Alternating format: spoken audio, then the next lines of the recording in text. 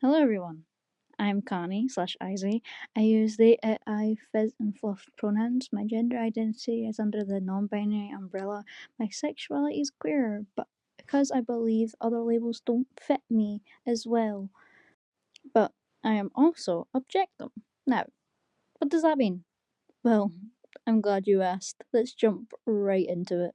Objectum, also known as objectophilia, is a harmless paraphilia and an umbrella term. What does harmless paraphilia mean?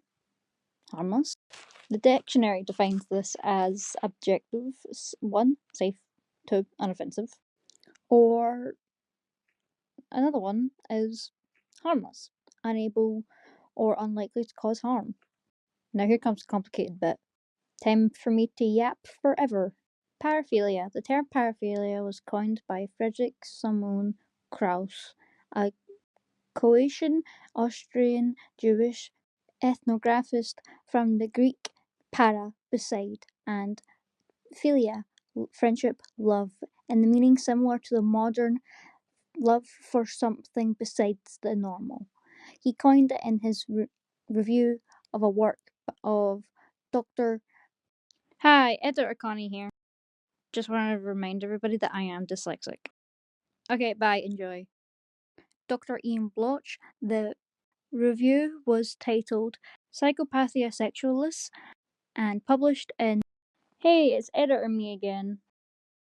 I'm just gonna admit right now, I gave up reading at this point and now just putting in TTS. Okay, that's all. Bye bye. Enjoy. And published in Wiener Klinische Rundschau, Volume 17, on August 2, 1903. He opposed the pathologizing and medicalizing nature of already existing labels and offered paraphilia as a neutral alternative. Before this word appeared, feelings and behaviors we would now interpret as paraphiliac would be referred to as sodomy.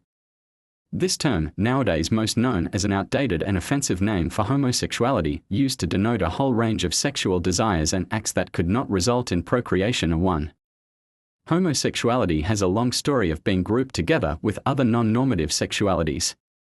It was listed as a disorder in the first two editions of the Diagnostic and Statistical Manual, issued in 1952 and 1968, in the sexual deviations category and only removed in 1973. Nowadays non-paraphiliac LGBT activists are trying to erase parallels between these attractions. The term paraphilia has appeared in the third edition of the DSM, 1980. In 2013, DSM-5, paraphilias were depathologized and the diagnosis was replaced with the one of a paraphilic disorder, too. As an identity and a concept in activism, paraphilia most likely formed in 2018 in the Tumblr map community. At the end there, maps were mentioned, and I do not support maps. I am anti-contact / non-contact when it comes to harmful paras, especially the big three: pedos / maps, necros, and zoos, which means as long as they don't interact with what they're attracted to, I don't care what they do, but they should get help. On that note, what I do believe is that people who have paraphilic disorders or have paraphilia should be getting help and the support they need, because these are mental disorders caused by long-term exposure to sexual content at a young age. And the majority of these attractions are usually discovered at also a very young age. And I believe that we should do more research on them and understand them better so these people can get the help they need, and so there will be less sex offenders. Now, how does this tie into me being objectum? Well, objectum is a harmless para that means I'm attracted to objects, also not hurting anyone. That it means that I am not hurting anyone, nor do I want to hurt anyone. I've never wanted to hurt anybody in my life. Here's a couple of questions and answers. Question: do your partners know you're attracted to objects? Answer: yes, they do. They're okay with that. As long as I'm not hurting anybody or myself, I'm all good to go. Another one is, what kind of objects are you attracted to? Well, for me personally, I'm attracted to my phone and some plushies that I own and fictional robots, or the fictives of said characters that I happen to be dating.